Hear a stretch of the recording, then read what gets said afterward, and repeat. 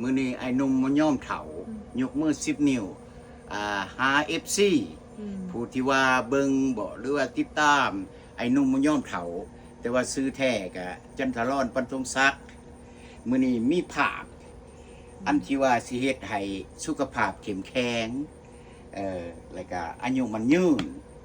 และเดี๋ยวนี้เมียก็ตื่นมาแต่เช้าก็เฮ็ดน้ำหมักไหม้ปั้นน้ำหมักไหม้ให้กินกินน้ำหมักไหม้ไปน้ำเอ็กซ์เซอร์ไซส์ไปน้ำบ่ป้ายกกล้ามขอการคารวะผู้ที่ว่าเป็นอายว่าสันซาเนาะรุ่นอาย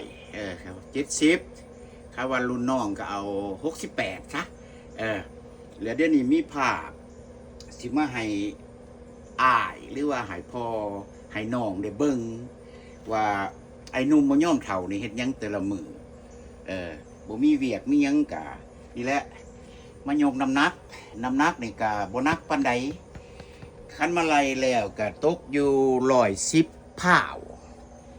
คันมาไล่เป็นกิโลก็ตกอยู่ประมาณ67 กิโลไล่เบิดนี่ตัวนี้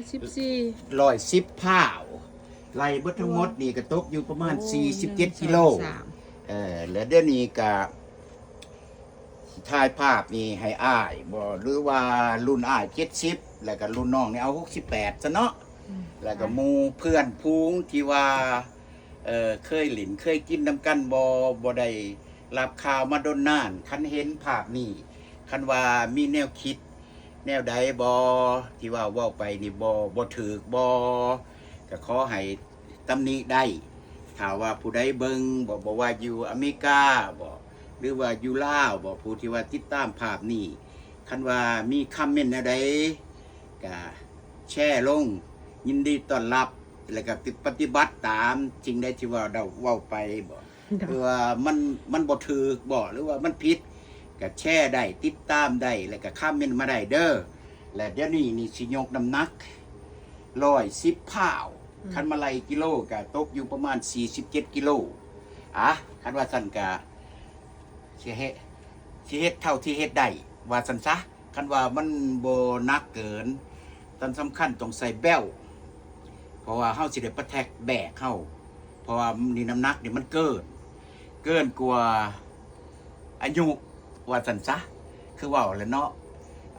ส่งหาอ้ายผู้ที่ว่าเพิ่น70หรือว่าน้อง68ซะเอาว่าสิซะ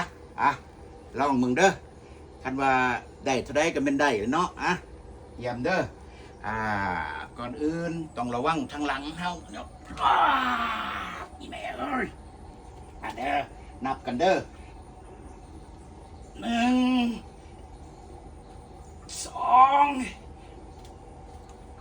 3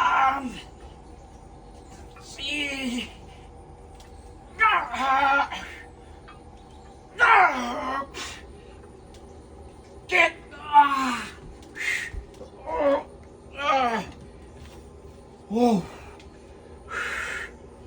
ไว้เขาหน่อยได้7 เทื่อก็ว่านักเติบสุดความสามารถไปต่อบ่ได้ยันหลังหักว่าสันว่าสีบานิกาสิได้กินน้ำมักไหม้ที่ว่าเมียเพิ่นปั่นมาให้แต่ละเสาร์กินก็ต้องคอยดื่มสะๆเพื่อบ่ให้มันฉก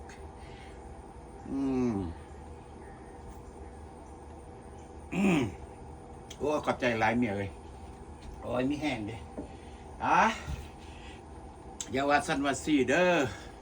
ผู้เป็นพ่อเป็นอายหรือว่าผู้เป็นน้องการที่ว่าขน้อยทายลงไปนี่มันยังเพื่อสุขภาพอายุคันนี้แล้วต้อง stay healthy เพราะว่าสิอยู่นานๆน้ำลูกน้ำเมียน้ำล้านต่อไปขน้อยสนัดกะไอ้หนุ่มมันย่อมเฒ่ากะสิขอจบตัวนี้มียังสนากะจังจะได้ถ่ายวิดีโอ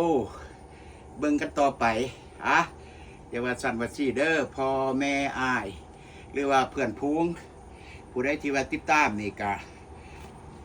เจอกันคลิปใหม่น้ำไอ้หนุ่มมันย่อมเฒ่าซื้อแท้กับจันทรอนบัดทรงศักดิ์สาธุให้ทุกคนมันยืนเจอกันใหม่คลิปหน้าโอเคบาย